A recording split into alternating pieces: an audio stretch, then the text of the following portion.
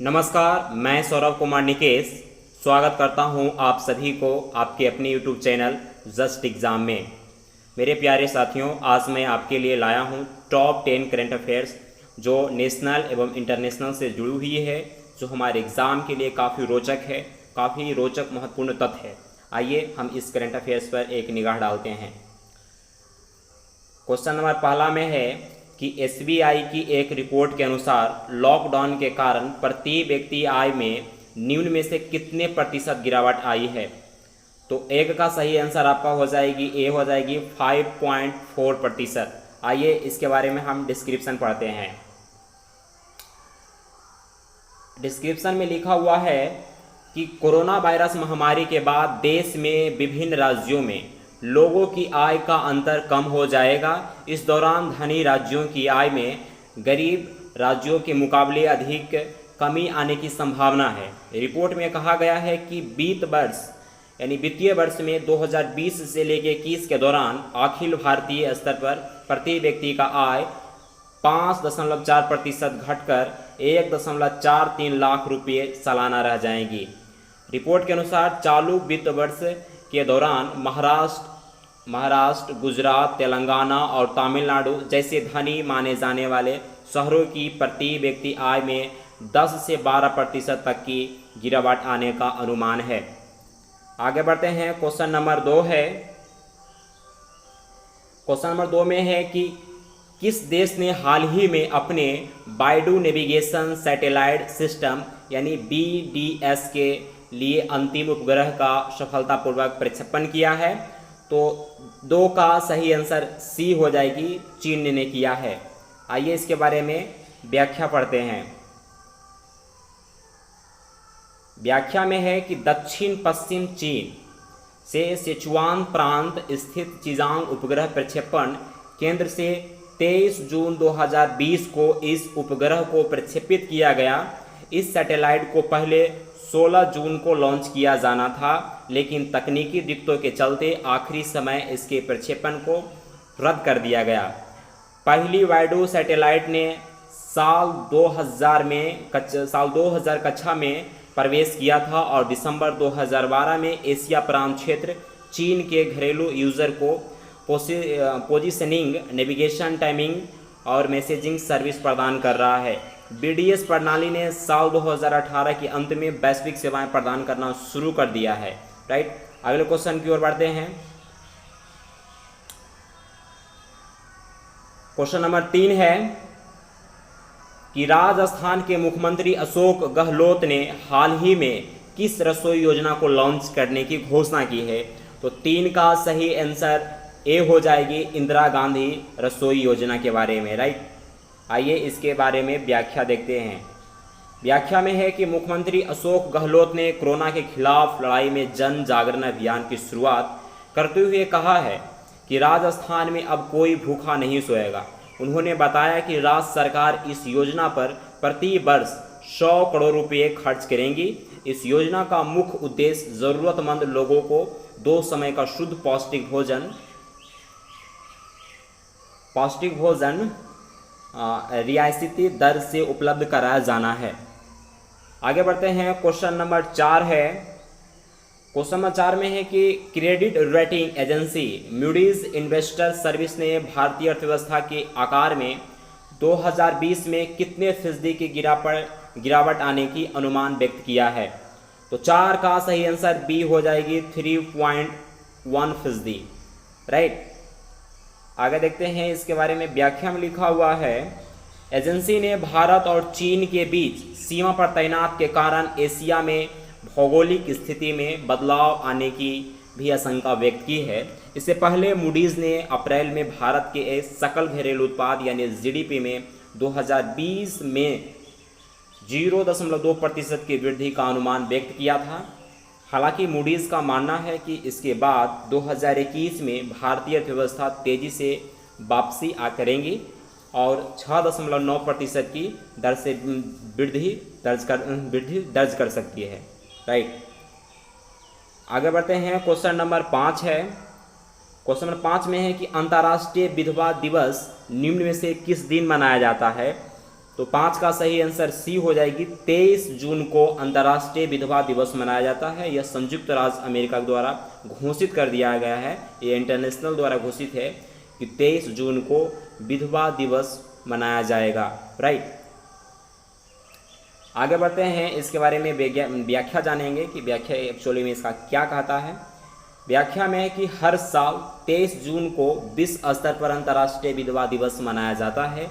यह दिन व्यापक रूप से विधवाओं की आवाज़ों और उन्हें होने वाले अनुभवों पर ध्यान आकर्षित करने और उनके द्वारा किए जाने वाले अद्वितीय समर्थन को प्रोत्साहित करने के लिए जाना जाता है।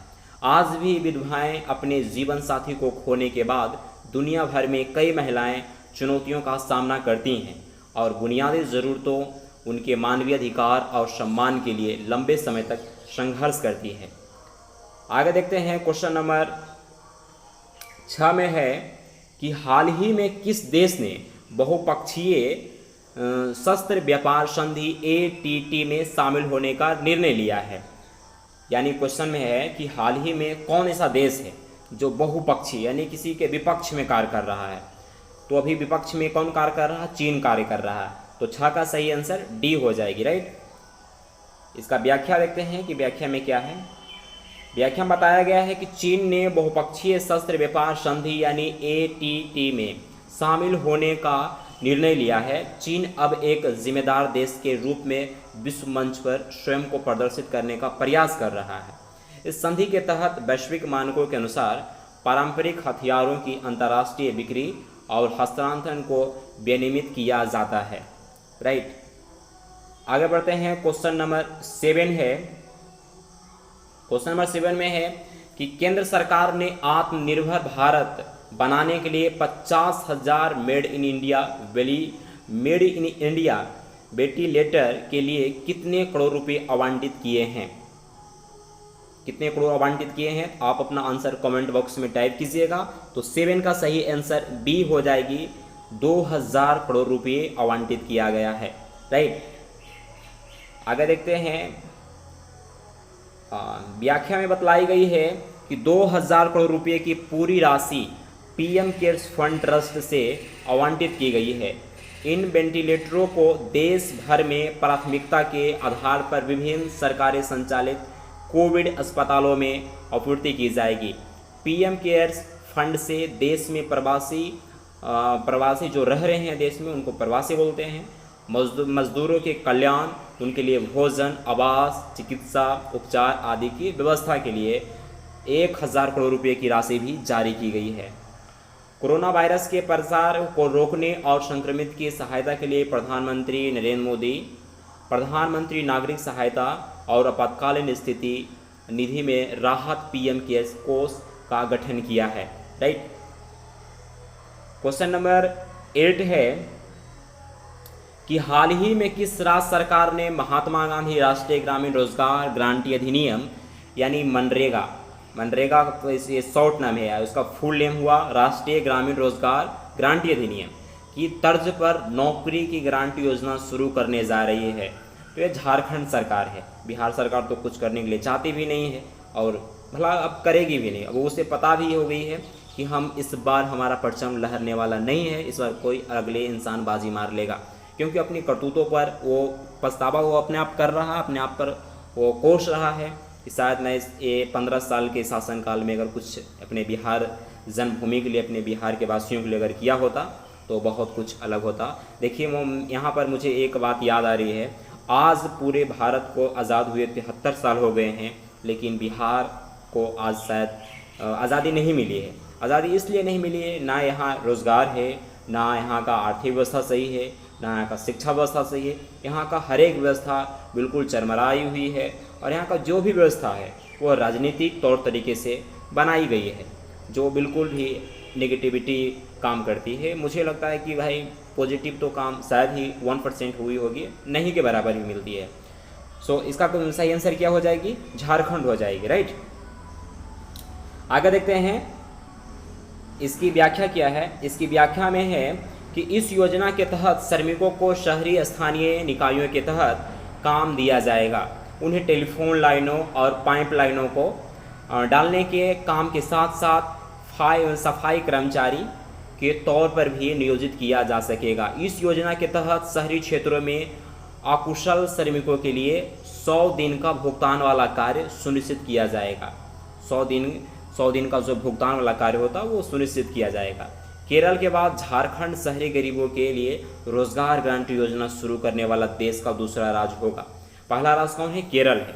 केरल राज्य एक ऐसा है जो अकुशल, जो मतलब जिनके पास किसी भी तरह का कोई कुशल किसी भी तरह का कोई उनके पास स्किल्स नहीं है, हुनर नहीं है, उनके लिए केरल सरकार ने क्या की थी, मतलब एक श्रमिक काम ढूंढी अपने मतलब राज्य में। जो लोग मतलब अकुशल हैं, जो मतलब अशिक्षित, जो मतलब अप्रशिक्षण लोग हैं, जिनके पास कोई ट्रेनिंग नहीं मिली है, जिनके पास मतलब कोई हुनर नहीं है, उनको मतलब कुछ रोज़गार देने के लिए केरल सरकार ने सोचा कि भाई मतलब इनको भी कुछ अपना रोज़गार मिलना चाहिए, इनका भी जीवन जीने का अपना एक अधिकार है, अपनी एक रिस्पॉन्सिबिलिटी है, तो हम भी इनको जीवन जीने के लिए एक खुले आयाम दें और अपना जीवन का ये भी आनंद उठा पाएँ। तो पहला राज्य केरल बना और दूसरा राज्य झारखंड, जो शहरी गरीबों के लिए रोज़गार गारंटी देना शुरू कर दी है, जो केरल राज्य। दूसरी में केरल यानी पहला में केरल हुआ और दूसरी में झारखंड राज्य हुई, राइट। तो झारखंड शहरी गरीबों के लिए रोजगार गारंटी योजना शुरू करने वाला देश का दूसरा राज्य होगा, राइट। आगे बढ़ते हैं। दूसरा राज्य होगा केरल सरकार ग्रांटीकृत रोजगार के लिए अध्ययनकाली शहरी रोजगार गारंटी योजना AUEGS चलाती है। AUEGS चलाती है, इसका नाम है AUEGS, एक संस्थान का नाम है, राइट। आगे बढ़ते हैं। क्वेश्चन नंबर 9 है कि भारतीय टीम के किस पूर्व सलामी बल्लेबाज और घरेलू क्रिकेट के दिग्गज खिलाड़ी को आगामी घरेलू सत्र के लिए उत्तराखंड का मुख्य कोच नियुक्त किया गया है? तो 9 का सही आंसर ये हो जाएगी वसीम जाफर को। वसीम जाफर एक मतलब कोच हैं जो मतलब बल्लेबाज को तैयार करते हैं, जो कि मतलब एक घरेलू क्रिकेट के दिग्गज खिलाड़ी हैं। अगर आपसे पूछा जाए कि घरेलू क्रिकेट के दिग्गज खिलाड़ी कौन है, तो आपको बतलाना है वसीम जाफर, राइट। आगे देखते हैं, इसमें हम व्याख्या के रूप में जानेंगे। व्याख्या में है लगभग 2 दशक तक क्रिकेट खेलने के बाद जाफर ने इस साल मार्च में संन्यास लिया था। उन्होंने प्रथम श्रेणी और घरेलू प्रतियोगिता में मुंबई और विदर्भ प्रतिनिधित्व किया। वे पहली बार किसी टीम के साथ मुख्य कोच के रूप में जुड़े हैं। कोच का मतलब होता है ट्रेनिंग, जिससे मतलब आप कोचिंग मतलब जाते हैं पढ़ाई करने के लिए, तो आपका कोच होते हैं आपके टीचर, जो सब्जेक्ट मान लिया जाए आपको पढ़ा रहे हैं इंग्लिश, तो इंग्लिश वाले आपके मतलब एक कोच होते हैं, राइट। तो ये मतलब वसीम जाफर एक मतलब क्रिकेटर का कोच हो गए हैं। तो प्रतिनिधि में वो पहली बार किसी टीम के साथ मुख्य कोच के रूप में जुड़े हुए हैं। उत्तराखंड की टीम 2018 से लेकर 19 में रणजी ट्रॉफी में पदार्पण करते हुए क्वार्टर फाइनल में पहुंची थी, लेकिन पिछले सत्र में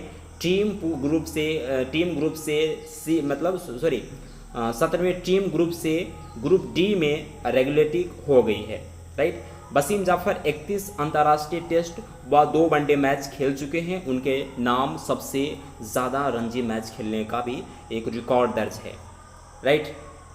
आगे बढ़ते हैं। क्वेश्चन नंबर 10 है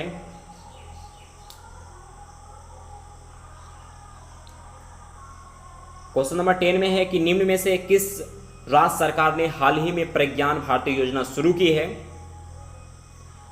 तो इसका सही आंसर क्या हो जाएगी? इसका सही आंसर 10 का सही आंसर आपका सी हो जाएगी। यानी निम्न में से किस राज्य सरकार ने हाल ही में प्रज्ञान भारती योजना का शुरू किया है? असम राज्य ने किया है। आइए इसके बारे में व्याख्या देखते हैं। व्याख्या में उल्लेखित है कि असम सरकार ने प्रज्ञान भारती योजना शुरू की है। असम सरकार ने कोरोना वायरस महामारी के समय वित्तीय कठिनाइयों का सामना कर रहे छात्रों को वित्तीय सहायता प्रदान करने के उद्देश्य से इस योजना की शुरुआत की है। असम प्रज्ञान भारती योजना उन सभी श्रेणी के छात्रों के लिए लाभकारी होगी जैसे कि सरकार में अध्ययन कर रहे हैं। इस योजना के तहत छात्रों को सरकार के दायरे में विभिन्न कॉलेजों और स्कूलों में प्रवेश पाने के लिए प्रवेश शुल्क की पेशकश की जाएंगी। सरकार शैक्षणिक ऋण के लिए छात्र को इतना रुपये की एक मुफ्त सब्सिडी देने के लिए तैयार है। राइट। तो दोस्तों आज के लिए सिर्फ इतना ही। अगर वीडियो पसंद आई है तो आप कमेंट करके ज़रूर बताएं। आप अपना कमेंट बॉक्स में अपना प्रतिक्रिया देते रहिए, क्योंकि आपके प्रतिक्रिया का मुझे हमेशा इंतज़ार रहता है। आज तक के लिए इतना है। आप मुझे इजाज़त दीजिए। दिल की गहराइयों से आप सभी को हंसते हुए मुस्कुराते हुए बहुत बहुत धन्यवाद। फिर मिलेंगे अगले दिन। Thank you so much. Till the next time, see you, bye bye, love you all.